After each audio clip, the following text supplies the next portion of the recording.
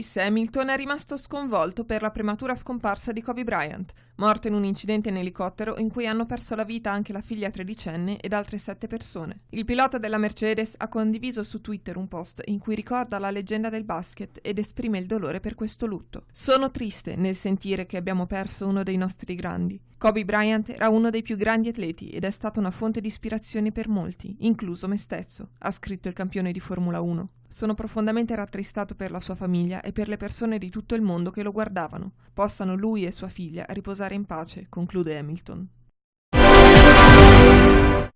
Ciro Immobile, attaccante della Lazio, è stato bersaglio di un grave insulto via social network. Il giocatore è già stato oggetto di scherno e offese, ma questa volta non si è trattato di un semplice smacco, ma di una cattiveria gratuita e di pessimo gusto. Un utente ha infatti scritto: "Ma Immobile ce l'ha l'elicottero?" Chiaro riferimento all'incidente in cui ha perso la vita Kobe Bryant. A difendere il bomber capitolino ci ha pensato la moglie Jessica, che su Instagram ha commentato: "Povertà d'animo, ma dico io, dopo una tragedia del genere, come si possono scrivere certe cose?" La donna ha poi aggiunto: "Per carità, nessuno può piacere a tutti, ma ci sono modi e modi. Qui si parla di ignoranza, cattiveria, qui si tratta di essere mostri. Io ho paura di queste persone, mi fanno pena e tristezza."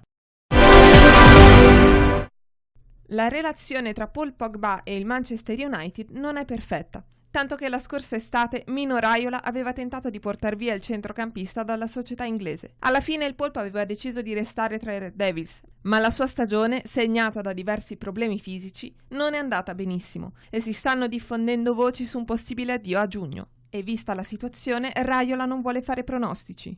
Oggi Paul non è felice perché non sta giocando, visto che sta recuperando dall'operazione, ha dichiarato il procuratore agli inglesi di Sky Sport News. "L'ho visto tornare al Manchester United quando la gente non pensava che tornasse, anche se si tende a dimenticarlo. Si tende a immaginare che fosse l'unico club che lo voleva, ma in realtà è Paul che ha scelto lo United.